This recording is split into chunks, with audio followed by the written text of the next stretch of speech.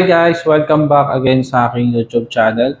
So for today's video, i-discuss natin kung ano nga ba ang top 3 features ng bagong Samsung Galaxy Z Flip 5.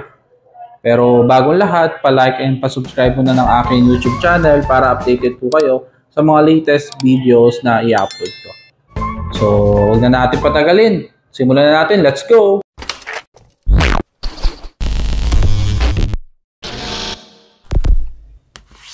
Bago natin simulan, papakita ko sa inyo yung bagong Samsung Galaxy Z Flip 5.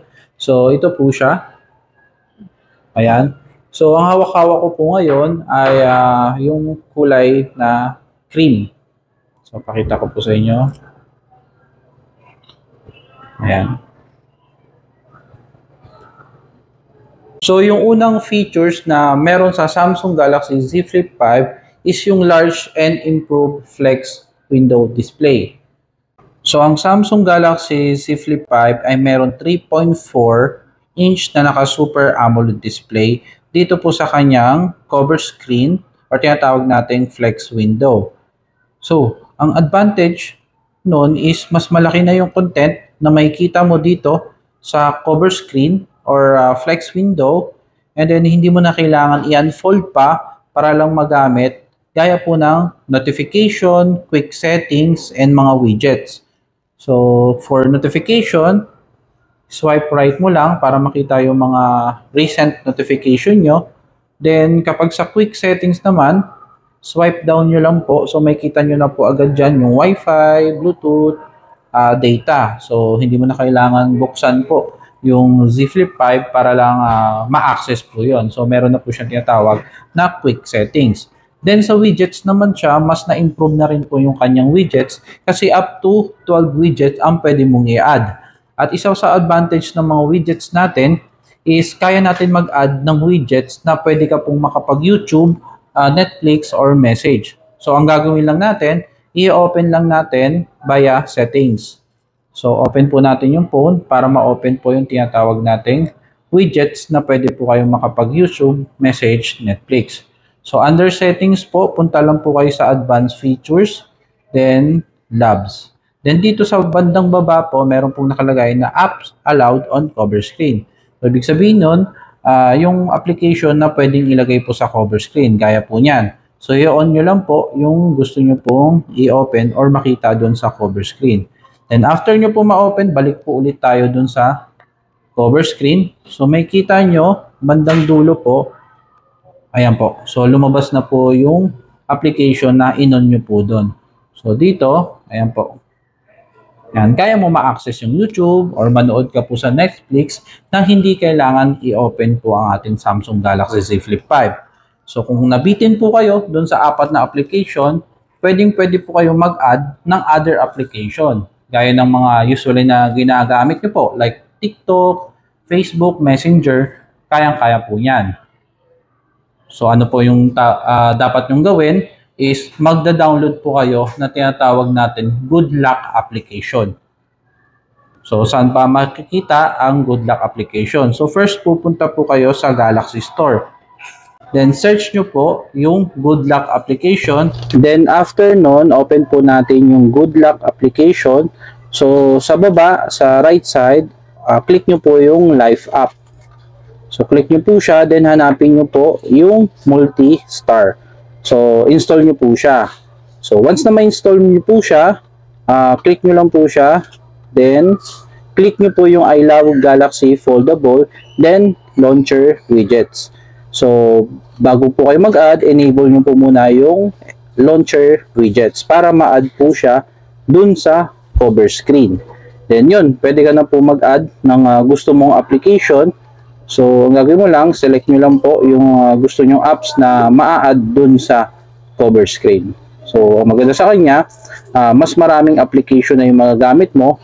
So, hindi nyo na kailangan laging open yung phone mo. So, check po natin dito sa widgets. So, bandang dulo, ayan. So, yan na yung mga in-add nating application sa cover screen. So, like Messenger, so, kaya nyo na po makapag-reply ng message through Messenger. Then, Facebook. So, login lang natin. then Google. So kaya mo na makapag-search gamit lang yung cover screen. So hindi na laging nabubuksan yung Samsung Galaxy Z Flip 5 mo. So yun yung mas maganda, mas ma-enjoy mo na talaga yung paggamit ng cover screen or tinatawag natin flex window display. So yun yung kagandahan ng first features ng Samsung Galaxy Z Flip 5, ang larger and improved flex window display. Number 2 features is yung best for selfie. So ang Samsung Galaxy Z Flip 5 ay merong bigger pixel size na kung saan mas makakapag-take ka ng selfie ng mas clear and quality selfie photos. Dahil rear camera ang ginagamit mong pang selfie, at the same time bukod sa selfie ay kaya mo din makapag-take ng ultra wide or 0.5 na tinatawag natin na makikita mo yung sarili nyo po mismo. Unlike sa iba na nakatalikod yung phone, so hindi mo makikita yung selfie mo kapag gagamit ka ng ultra wide features. Pwede din sa recording ng videos and portrait mode na may iba't ibang background effects. So yun yung kagandahan ng Samsung Galaxy Z Flip 5, best for selfie.